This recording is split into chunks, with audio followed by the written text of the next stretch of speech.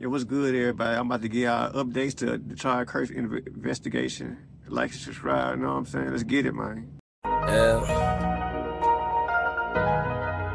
Lane. When you need me, I'll be there for you. I'll be there for you when you need me. So good morning, everyone. On this Monday morning, we saw an outpouring of support from coast to coast over the weekend, north into Canada for the late Charlie Kirk. How people across the country now are paying tribute, as we say. Although somber weekend, we'll get to everything this coming week. We'll take it day by day. I'm Bill Hemmer. Dana's got the week off. And welcome to our coverage as we begin a new tour, friend. Tough couple of days. Check the updates, bro. Good to see you. I'm Aisha Hasni, and this is America's Newsroom. So it was a weekend of remembrance, Bill. Everybody from musicians to athletes and everyday Americans all mourning Charlie Kirk. Charlie, Charlie, Charlie, Charlie, Charlie, Charlie. How sweet the sound that saves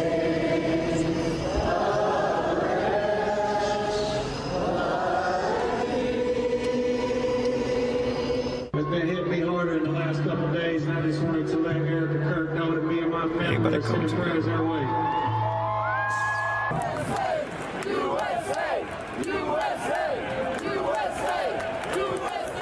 So now we know that Charlie Kirk's memorial service is set for Sunday in Arizona.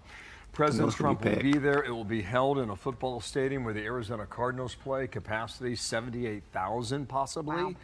Wow. This is Charlie Kirk's widow, Erica, reacted to the assassination on Friday evening and then sent out a few of these photos from over the weekend. She vows to continue his legacy and make the movement even stronger than what he started. Meanwhile, Bill, we are still learning more about his suspected assassin. Officials are telling us that he is not cooperating with them, but his family and his friends are talking. And FBI Director Kash Patel gave us an update on this investigation this morning. Listen. I can report today that the DNA hits from the towel that was wrapped around the firearm and the DNA on the screwdriver are positively processed for the suspect in custody. The suspect wrote a note saying, I have the opportunity to take out Charlie Kirk and I'm going to take it. That note was written before the shooting. Evidence of its existence, we now have learned, existed before the shooting, was in the location in the suspect and partner's home.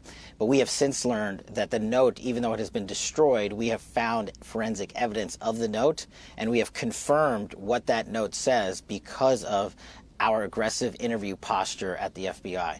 We're going to get into all of that with FBI Deputy Director Dan Bongino. He's here with us this morning. But first, let's go to Garrett Tenney. He is in Spanish Fork, Utah. Good morning to you. Aisha, good morning to you. Apart from that note that Director Patel mentioned, we have also learned that Charlie Kirk's alleged assassin also sent a text message to a different individual saying essentially the same thing, that he had an opportunity to take Charlie out and that he was going to do it because he hated what Charlie stood for. So this is part of the investigation now, looking into who knew what and when. And as part of that, we've learned the FBI is investigating left-wing groups in Utah to see if they knew about the accused killer's plans or provided him with any kind of help. We're seeing who talked to who, not just in chat groups. We're seeing who texted who was around who. We're using our geofencing capabilities to map out exactly where individuals were. And then we're also getting into their personal cell phone information to say, were you calling so-and-so? Were you texting so-and-so? And we know the suspect was communicating with folks. We're also getting a glimpse into the suspect's mindset during the days after the assassination. This new surveillance video obtained by TMZ shows the 22-year-old walking up to UVU's campus the morning of the shooting, just as about 4 hours before it happened, wearing a maroon shirt and light-colored shorts. We know he later changed into this outfit that the FBI released images of. After those images went out, we have learned that some of the suspect's friends in an online group chat were joking that he looked just like the man in those pictures. The New York Times reports that the suspect allegedly replied that his doppelganger was trying to, quote, get me in trouble. And when another friend joked that the group could turn him in for the reward, the suspect allegedly said, quote, only if I get a cut. Back here at the Utah County Jail, officials tell us the suspect is being held in a separate unit under special watch to make sure he doesn't hurt himself or others before his first court appearance tomorrow. We're told he will appear virtually and that ahead of that hearing, prosecutors will formally file charges against him. Aisha? Okay, Garrett Tenney live for us. Garrett, thank you. So Dan Bongino is the FBI Deputy Director. And sir, thank you for your time this morning. Important stuff here after a very heavy weekend. Thank you for being here. I want to go back to last week on the day that he was killed. Try and clear up a few things as best we can. Did anyone in that crowd aid or assist this assassination? Well, that's what we're looking into now, Bill. Obviously, we have a suspect in custody. It's quite I bet it was clear. somebody So that we're did. discussing this individual. However, if this was a larger effort, there was any aiding and abetting, whether it be financial, whether it be someone who knew the specifics of it and failed to report that. As you heard the director say this morning, we as an FBI, our team, along with our state and local partners, are looking into that.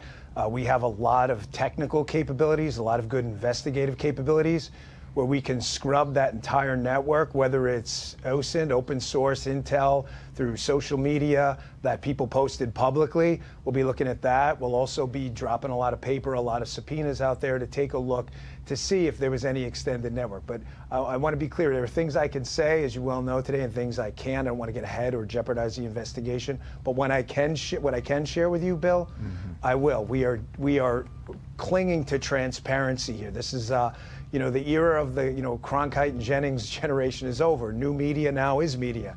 And we want to be sure we can do everything in our power to share what we can, when we can, while still balancing the needs of the investigation. Okay, I heard Kash Patel 90 minutes ago in our program. I want to get to a couple of things that he made news on, but first I'm going to drill in on this. Is there any connection at all between the person who was asking the question about mass shooters and trans killers, or was that just a stunning coincidence when that single shot was fired? Well, we're investigating that. I don't want to say conclusively right now if there was a connection or not. Charlie was known to speak out about these issues. He was a powerful voice. It's not terribly uncommon for him to get questions like that. However, we are looking into that. Any potential connection here, okay, so we're going to scrub. I'm not drawing conclusions from your answer, but you're saying it's a possibility. Is that what I hear you saying?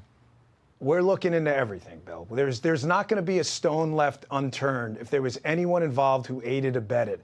I can't say that in strong enough terms. Every single FBI asset on this team is being applied and used in this investigation. Okay, after he fired that single fatal shot, we've got the video of him jumping off the backside of the building. Where is the gun when he drops 15 feet down to the grass below? Well, if you look at the video, the gun is you'll see in the back of the when you're watching the video right there, it appears from the video here that the gun is either in the backpack or on him. When he jumps down, this is where, by the way, this part of the video, this is where we got a significant portion of the forensic evidence in the case, which we had to expedite. We had a number of assets, including fixed wing assets, to be able to fly. Obviously, Salt Lake and that specific area in Provo is not around the corner from FBI labs. It was difficult. But we were able, during that scene, him grabbing that particular side of the building and jumping down, we were able to gather a significant amount of forensic information, which we expedited back to the lab, which was the key piece of information that we were able to crack this thing open. Okay. Just looking at that video, it's hard to see the weapon, and that's why the question is still obvious to me today. Kash Patel said earlier today that he expressed to someone that he had an opportunity to take out the killer and was going to do it. Did that person do anything with that information? Yeah, that's what we're really disturbed about.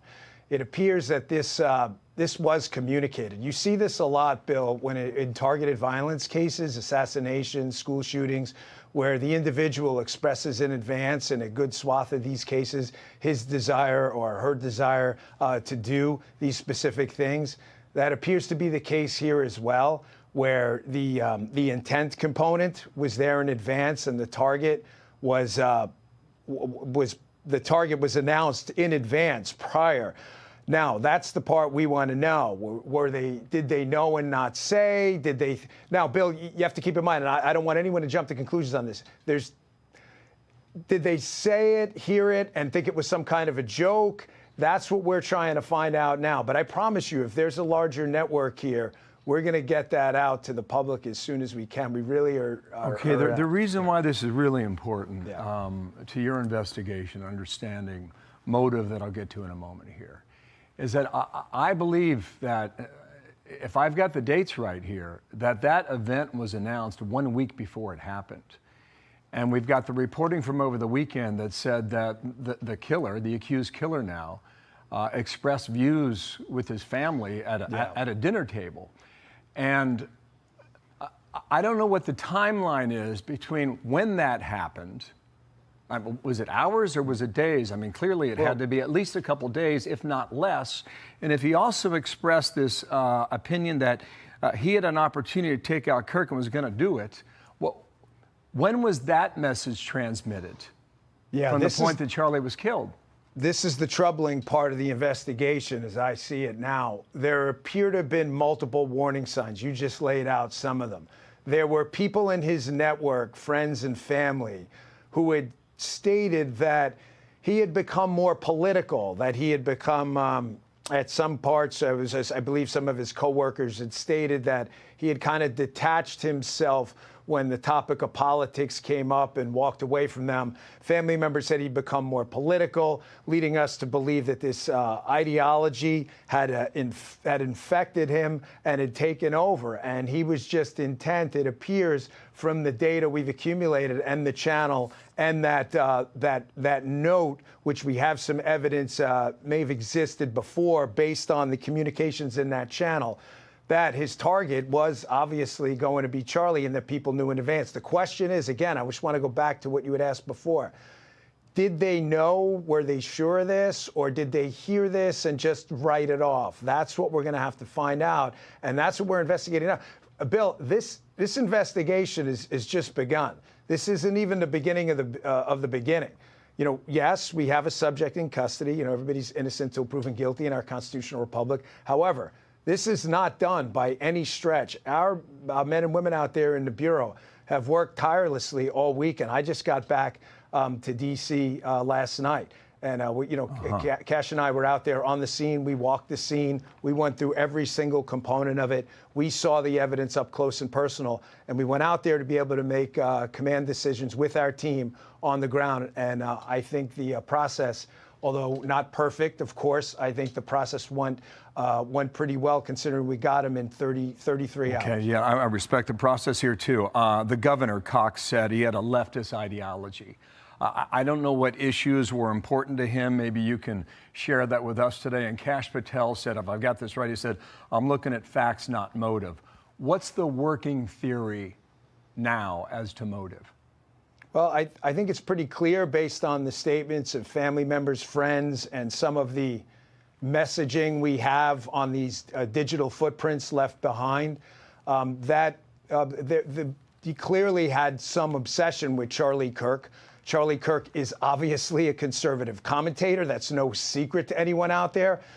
So while, again, I don't want to speak in advance and jeopardize the case in any way, I think it's fairly obvious to everyone out there, and there's no need to parse words with it, that clearly this was an ideologically motivated attack. I mean, Charlie Kirk is a conservative commentator who sadly and tragically gave his life, underneath a sign asking people to challenge his ideas, the very essence of our constitutional republic. And Bill, if I may, I know it's a news show, but Charlie was my friend.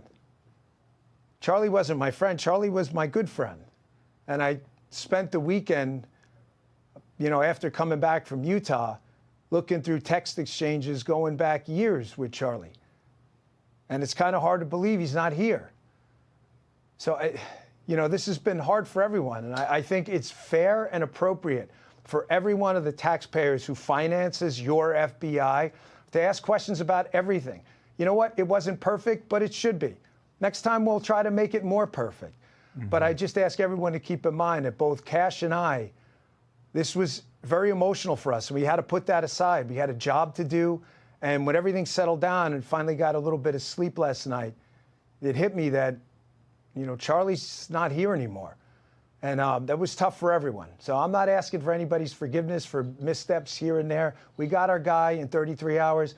Everything, we're going to go look at everything when this is done. And next time, when there's a crisis, what we can do well, we can do better, we can do better, we can do even better than that. Yeah, Dan, I'm sorry for your loss, and I appreciate your work in the story and the investigation. It's important to America and the world to figure this out.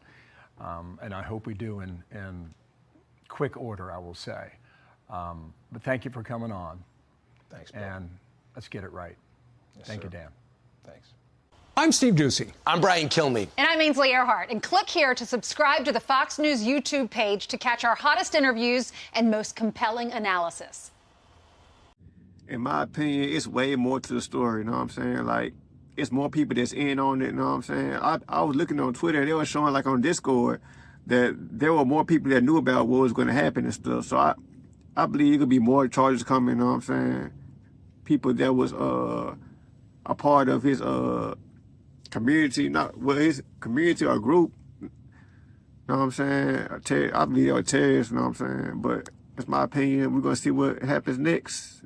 But like and subscribe. Peace, bro.